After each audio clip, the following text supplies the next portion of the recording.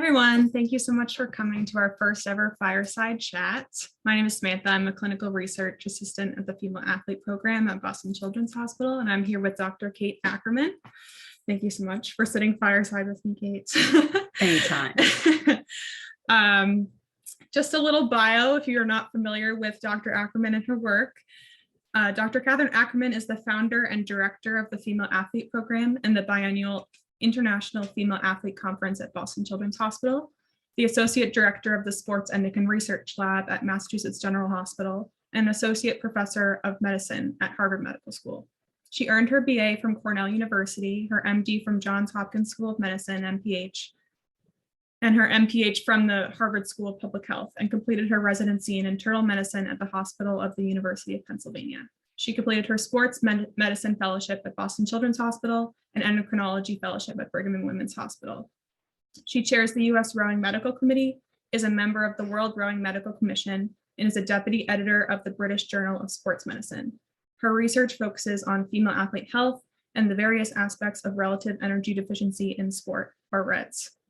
She has authored and co-authored over 100 articles and book chapters related to sports medicine, endocrinology, rowing, bone health, and female athletes, including position statements with the International Olympic Committee. Athletically, Dr. Ackerman represented the U.S. as a lightweight rower at the World Championships, having taken up rowing as a walk-on at Cornell. She has multiple national championships titles and still competes with her teammates for life as a master's athlete. Most recently, she has become a member of the National Leadership Council for the WUSI Human Performance Alliance, a $220 million initiative to improve health and performance globally. Dr. Ackerman is leading the Alliance's focus on scientific advancements for women.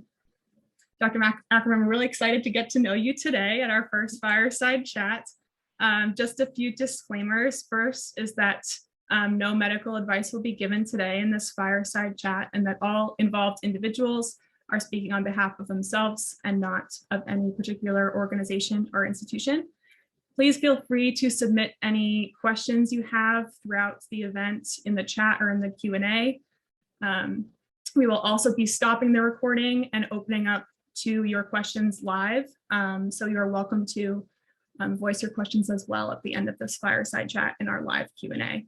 By submitting a question, you are giving your permission to have your question in the chat be read live. So let's get started. Dr. Ackerman, my first question for you is, maybe just walk us through your journey through medicine, how you got started and where you are now. Where did I start? I started as a small child. Actually, I didn't know I wanted to be a doctor until probably the beginning of my junior year of college. So no one would have expected me, of my family, of my friends, to have gone into medicine. When I was younger, I did musical theater, and I thought maybe I'd go to law school. So I went to Cornell, and that was a good fit for me because it's the kind of place you can go and figure out what you're going to do with your life. So I changed my major a couple of times, and I ended up being a government major and a biology major. I realized that I could have an impact if I became a doctor. I knew I wanted to help people, the traditional, I want to help people. And so I was very interested in government and policy early on. And then I decided to be pre-med, which was a little late, according to my advisor. And I guess the first lesson there would be don't listen to everybody around you, because I was told, oh, wow, yeah, we'll see how you do. You're really starting late and you're probably not going to get in anywhere good because you're behind everybody else. I also incidentally started rowing my freshman year of college and wasn't very good. And again, I'm just stubborn and enjoyed it. So kept going with that. And so by the time I was, figuring out I was pre-med and I was also getting better at rowing, I didn't really have a problem with taking some time off and focusing on rowing and making my pre-med application look better in the process. So I took 2 years off between undergrad and medical school. I was training, I was living in Boston, working initially in a lab that was really boring. And so then I ended up becoming a waitress. This is a common path, obviously. So anyways, doing all the things that people would not think would be the way to get where you need to go. And somehow I did well enough on my MCAT and had a good story and was doing the rowing in addition to volunteering at a hospital and got into Johns Hopkins. So that worked out pretty well. And then while I was in medical school, I ended up taking some time off because I made the US rowing team. So I realized at some point I couldn't juggle both. So I took a couple of years off in the middle of medical school to row. went back to medical school and finished up then with a different class a couple of years later, and then did an MPH. I still had this policy need and enthusiasm. So I wanted to get a master's in public health. And I think because I took extra time, I realized that a master's in public health could allow me to not only learn all the fun policy stuff, but to get the hard skills of statistics and epidemiology. And so I focused on biostats with that. I was able to combine my interests in rowing and medicine when I was on the team, and my team physicians, one was an orthopedic surgeon, a woman who was an orthopedic surgeon, Joe Hannafin, and the other one was a primary care family practice sports doctor, Chris Carlson. And so they both were rowers who are now our team physicians. And they said, you don't need to be a surgeon if you want to do sports medicine. So I really liked that idea because I was very interested in internal medicine. So by the time I went back to med school, I knew what kind of doctor I wanted to be. I knew what I wanted to focus on in public health school. I got very interested in female athletes and women's health. And so from then on, I was really able to curtail my education towards that. So I think the other lesson there is don't be afraid to take time to explore things so that you can really solidify what you want to do. A lot of my friends who went straight through had their midlife crisis fairly young because all of a sudden they didn't know what kind of medicine or where they wanted to focus or what kind of fellowship to do. I was able to figure out that I wanted to do female focused sports medicine. And then I did my residency at Penn in primary care, and I applied for a sports fellowship at Boston Children's. This was before we had to match and go to lots of different programs to interview. So I was able to apply to Children's and get in, and apply to the Brigham and get in for endocrine. And both programs were really supportive of my doing the weird combo of sports and endocrinology because I was able to tell the story of how that related to female athletes. So right out of my sports fellowship, I was offered a job in sports medicine at Boston Children's, but my boss, Dr. McKaylee, said, but I still want you to do the endocrine fellowship. So you can work here part-time and as much as you can get away with for your endocrine fellowship, how much you can do clinic here, but if you're too busy with your endocrine fellowship, we'll hold this spot for you. So that was unbelievably generous of my boss to be forward thinking like that, to see that there was a future in it. So then I finished my endocrine fellowship, wasn't attending at this point in sports medicine, and then started talking about how we could have this unique clinic. Would it be a sports endocrine clinic? Would it be a female athlete clinic? And so it sort of morphed over time. The marketing department was really helpful. Just saying, I think there's a need here. And I was seeing that there was a need to kind of have an interdisciplinary clinic so people wouldn't have lots of different silos of medicine, but they could come to one place to get a lot of answers. And so it started officially in 2013, and we've been doing it ever since. Great, thank you. I guess this is a little bit of a teaser. We are planning on having a future fireside chat about how to create a female athlete program, but I wonder if you could elaborate more on sort of your inspiration for creating this specific program. And what it takes to build a female athlete program. Yeah, and I talk about this a lot because I think a lot of people think that our setup is perfect. It must be working seamlessly. And I'd say you just have to start somewhere. So initially we were just within sports medicine, and I knew we needed our athletes to have nutrition advice. They needed psychological advice. Initially, everybody wasn't under one roof or being seen the same day. It often would be different people in the community who weren't necessarily part of Boston Children's, but they were great resources and people I could share patients with. And then over time, we were able to hire people into our division so that people could have a more comprehensive program in one place. So a lot of times people say to me, well, I'm in this small town and we don't have this ability. And I think you just have to get creative and A, realize that there is a lot of talent wherever you are, and B, there are people who are motivated and willing to learn. So we've hired people who weren't necessarily experts in eating disorders when they started, but after doing a lot of training, got much better. I think that can happen if you find people that are really motivated around you and you just keep attending conferences and reading and getting certifications. And so sometimes it's just, you just need to be creative in how you build it. Definitely. For some of our attendees that might not be as familiar with the female athlete program, what sorts of services do you offer? Who are you working with, and what sorts of patients are you treating? So we see female athletes, we see girls and women of all ages.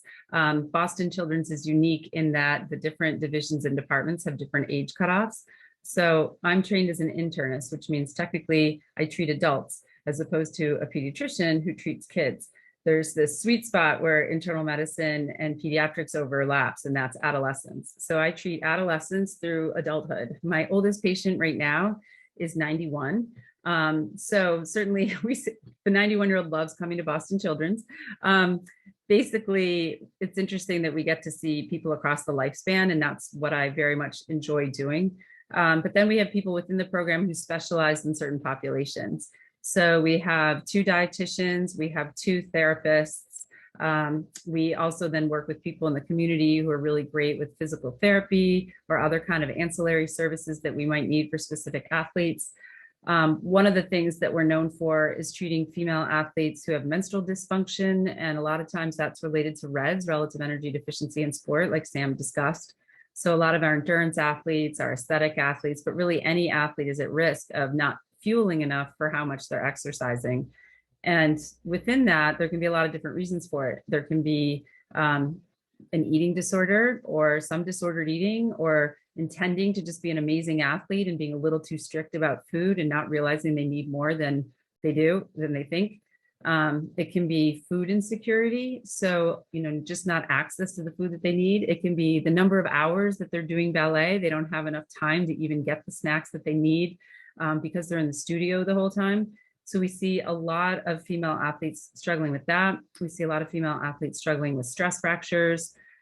We see athletes who might have other endocrine issues, so type 1 diabetics or thyroid abnormalities, and then just bread and butter sports medicine. So ACL tears, strains, sprains. I like getting kind of mystery cases like undiagnosed infection. Someone might present with fatigue and it turns out they have walking pneumonia. So we can get all sorts of different things. Everything's on the table. And now that I'm getting older and all my friends are getting older, now I get a lot of questions about perimenopause and how do you train through menopause and not gain weight and keep strong, and all these questions about hormone replacement therapy. So really it's the whole gamut. Awesome. And what does your work specifically look like on a daily basis? I'd say it depends on the day. So some days I'm in clinic and I might be seeing patients with my PA, Meg Keating. So Meg and I see a lot of patients together. We also see some patients separately. We share a lot of patients. So she's an extension of me and we kind of have one brain at this point. So Tuesdays and Wednesdays, I'm in clinic the whole day. Mondays, Thursdays, and Fridays, I'm doing a lot of research and a lot of meetings. I have administrative roles, as you talked about, with US Rowing and World Rowing, and now the US Olympic and Paralympic Committee with a Women's Health Working Group. So every day is a little bit different, but it's all kind of on the same theme about female athletes, either taking care of them or doing research on them. Based on your journey through medicine, do you have any advice for any aspiring physicians or researchers or any other individuals in the work interested in the female athlete program's work that might be out there?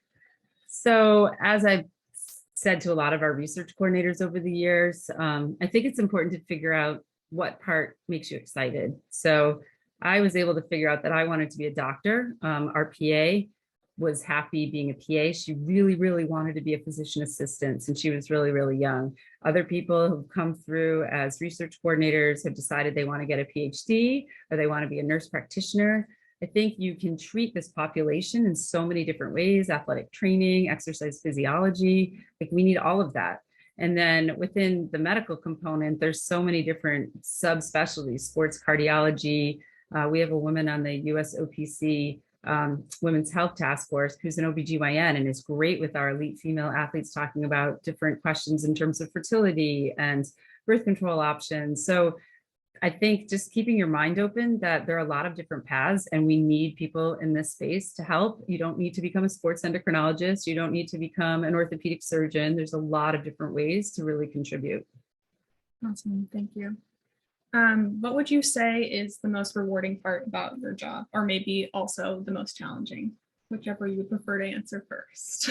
Let's see. Most rewarding is my patients that I get to meet, and people like you and our research group, young people that want to get into this work, people that come to our female athlete conference and are inspired then to go off and do more work for their communities and help more female athletes. I mean, I really get excited about just improving the health and welfare of young girls and women.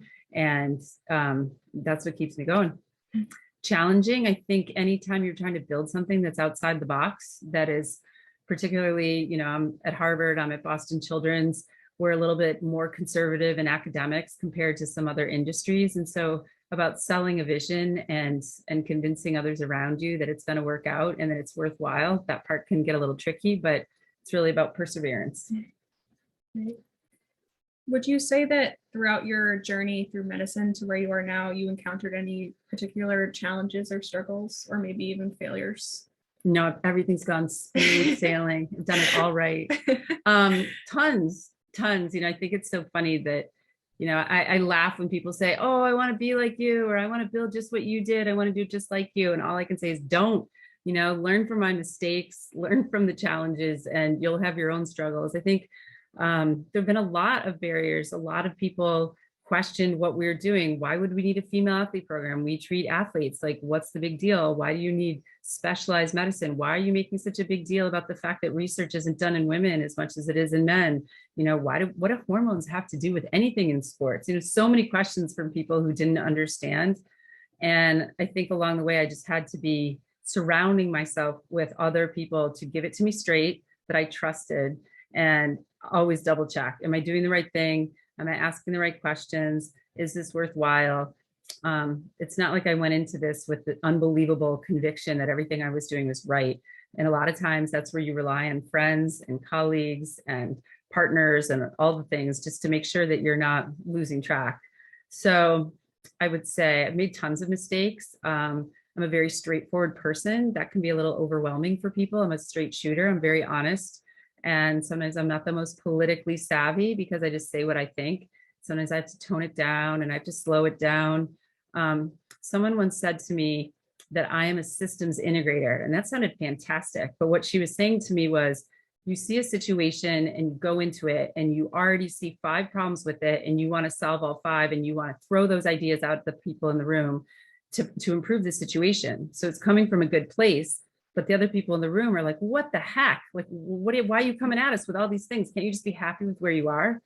And I never really thought of it like that, but that's exactly what I do. I come to a situation like, okay, yeah, no, that's not working. That's not effective. What would make that better is this, and this. So I've had to tone that down and accept that I can't change everything at once. And sometimes you have to go with a different pace and you have to get other people to buy into a plan, or maybe there's a different priority that other people have that's ahead of your priority. So these are things I'm learning as I get older. I think we all just continue to learn. Definitely.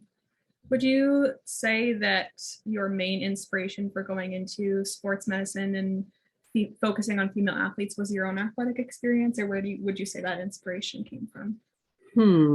I mean, I love sports, but I love other stuff too. I love music. I love when people put their energy into being really good at something. So I've always been impressed by people who give something their all.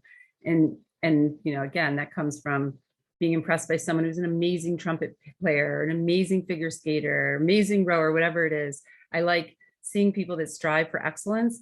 I also can see the devastation when people are so single-minded that they go off the rails when it doesn't work out perfectly. And so then I have this sort of nurturing kind of mama bear feeling of wanting to help people get back on track, that they're not, a complete failure if they've broken something and they can't compete that year, or if they didn't make the Olympic team, or they didn't make their high school, whatever. I mean, I failed at a lot of things. I have, lost races. I've screwed up auditions. I've screwed up pretty much everything at some point. And I think the key is to realize that's part of growth, is that you just keep trying and you keep trying to learn from the situation.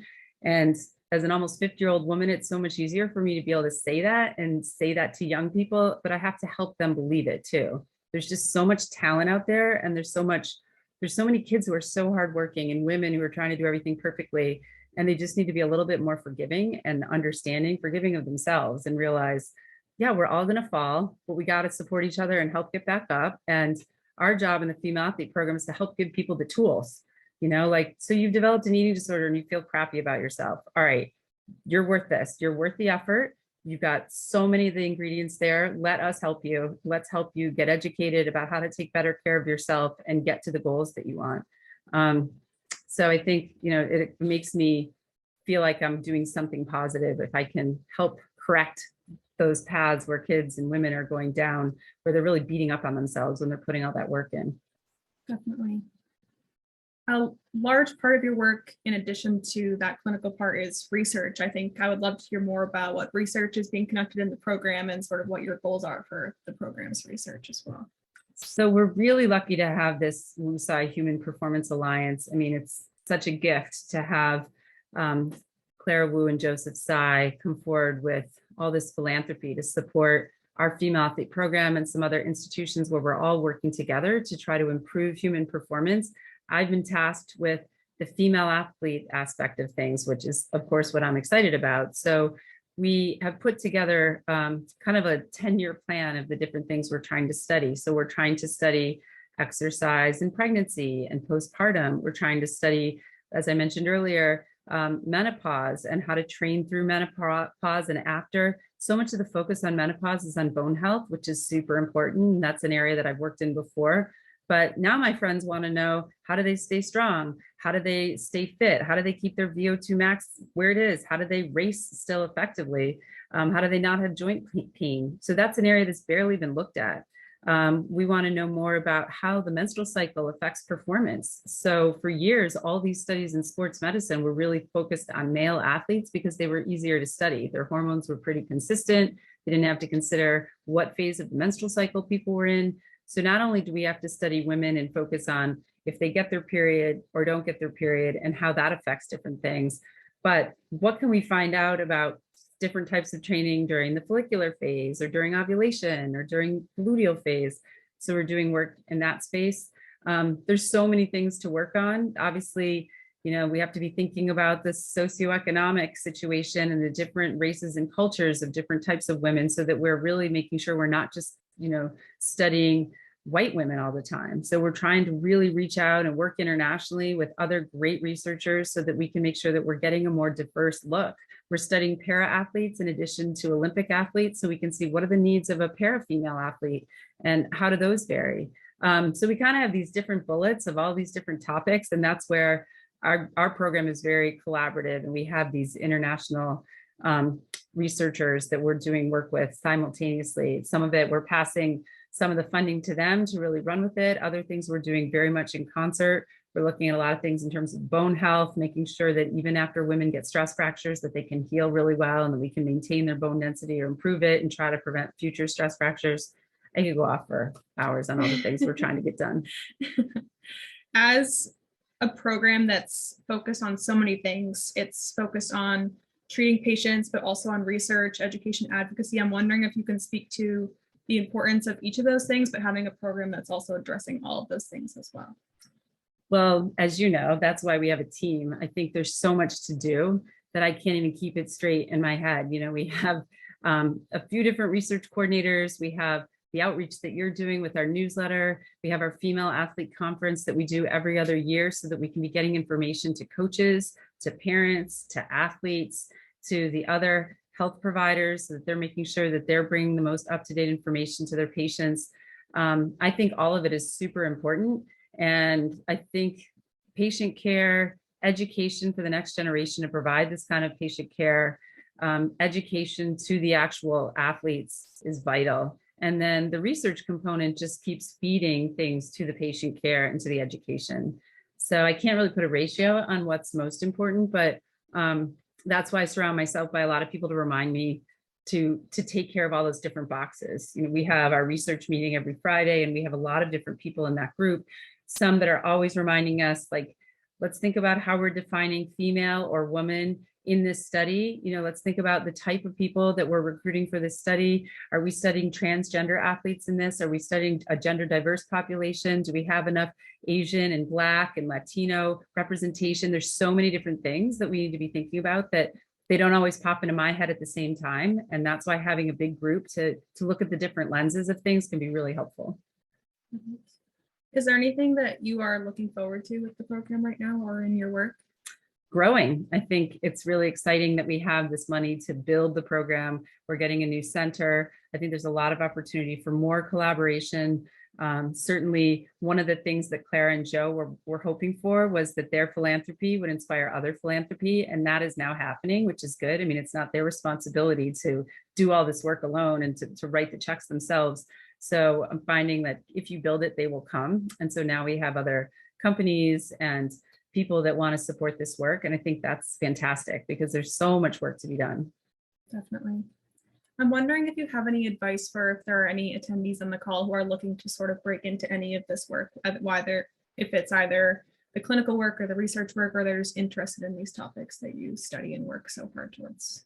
I think it depends on their level of training in terms of where they want to get started. We get asked at least every other day, unfortunately. I wish that I could answer every email. I wish that we could have everybody rotate here and shadow us. Our issues now are all these restrictions because of COVID. So I know a lot of people have wanted to be interns or wanted to shadow us in clinic, and we're not allowed to do that. So that for me is very frustrating. So I think things like this Fireside Chat, to just get information, to follow the newsletter, to attend the conference. And then, you know, like I said, there's a lot of different pathways, and people who are interested in working on female athlete health don't need to have it all figured out right now. Like if you want to go to medical school and do this eventually, just start by going to medical school. You'll be fine. Like you don't need to know right now where you're going to end up for fellowship.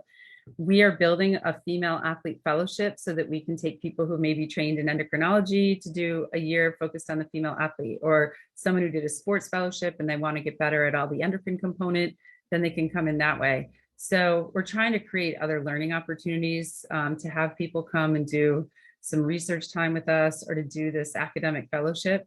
But it's really about figuring out where you're at in the next step.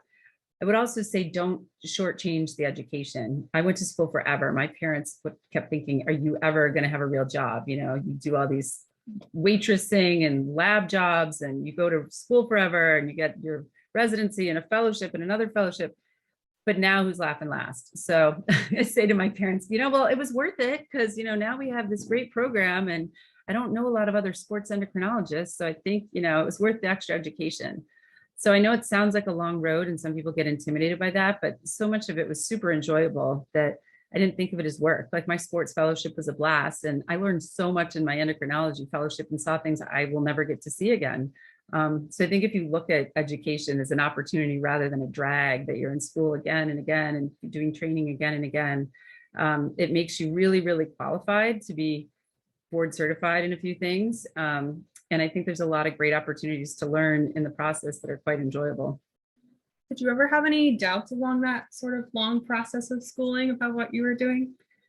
I had doubts about the program. Like if so many people are pushing back and saying this isn't necessary, am I beating my head against the wall? But I never had doubts about my education because every step I learned stuff that absolutely I knew would be useful. So medical school, you kind of have to do that to become a doctor. So I didn't have a chance to be doubtful about that. Residency, I was fortunate. I went to Penn, and Penn was a place where you can work hard, play hard. I lived next door to my best friend from college. I lived on a street of people that were not doctors. We were all just around the same age. And so I had a really enjoyable experience in Philly. I'm a rower. It's a big rowing town. I only applied to residency programs in rowing towns because that's such an important part of my life. So I actually enjoyed residency. I mean, yes, it was hard work. Yes, we didn't sleep a ton, but I had a good time. My public health degree was a blast because I was at Harvard and I was taking biostats and some boring math type classes, but I also got to take electives over at the Kennedy School and got to take courses like Gender and Power that was taught by the former female Prime Minister of Canada. I mean, that's just fun. That's cool stuff. And then sports fellowship, we're covering sporting events all over the place. So sports fellowship was so much easier than residency. I didn't need to stay up all night. And so again, I thought that was a lot easier than residency, and it was a good time. And it was now in my sweet spot. It was sports med. It's a endocrine. I had to start doing overnight things again. So sometimes I thought, okay, I'm getting a little old, but it went by pretty quickly. And I got to see amazing things, covering ICU patients and doing endocrine consults on really interesting pathology and really making a difference for people that were really sick. So yeah, I didn't have a lot of doubts because I knew that every little thing was teaching me something that would be useful or just was a once in a lifetime experience. Definitely. I think a question you probably get asked a lot, and maybe is a very large question, so we could probably save it for some future educational fireside chats as well. But a question is why female athlete health? Why female sports endocrinology specifically? No problem. Because for years, the focus has been on men. For years, the men were easier to study. There's so many things that we think about in sports medicine that are simply extrapolations to women based on things that were done in men. And they're probably wrong because we didn't consider women. We didn't study them. It's like saying you did a study in rats and then all of a sudden you're going to apply it to horses. We're a different species. I mean, we're not, but we're men and women and we have different hormonal milieus. And so absolutely we need to see what research has been done that we can truly say has been done in women so that we can feel confident that that research is correct. And we're so far away from it that it's really easy for me to say, yep, this is going to be my focus. Doesn't need to be everybody's focus, but it's my focus because I know there's a ton of work to do and we'll never get it done in my lifetime. So I got enough to do, just focusing on that. Definitely.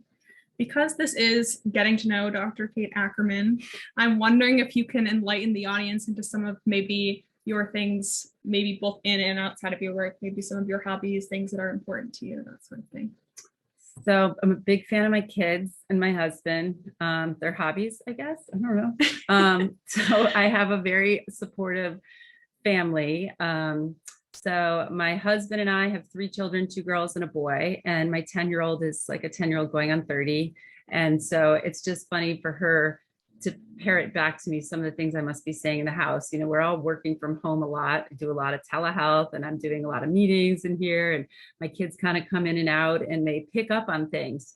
They'll out of nowhere, my kids will just be like, hey, those Wu Sai people sound really great. I'm like, you're right. They're like, are they the good guys? I'm like, they are absolutely the good guys, or they know all of you and they think of our research coordinators and our nurse or our PA and our dietitians and our therapists. They think of all of them as aunties. You were at Lexi's birthday party. She wanted the female athlete program to come to her birthday party. So I'd say my world blends a lot. I still love rowing and I still row with my friends, some of whom I was on the national team with, some I'm just moms with, and we've known each other for 20 years. So I still like getting together with my friends and blowing off steam on the water and doing workouts together. I love to ski. Meg, our PA, and I always joke around that if medicine doesn't work out, we're going to do Kate and Meg's travel events in home because we like to plan parties. We like to travel. We like to throw events and we like to decorate. So I don't know, there's a lot of fun things. I like crafting with my kids. Definitely. Well, thank you so much, Dr. Ackerman. I'm wondering if we should now shift to the Q&A portion of the Fireside Chat. I'm sure there are some questions in the chat, but for now, we will also stop the recording so we can see all of you and make this more of a female athlete community. So we appreciate your patience as we make all of you visible. Feel free to turn on your video or not if you would not like to, whichever is fine. And feel free to submit your questions either in the chat, the Q&A, or raise your hand and we will call on you as well.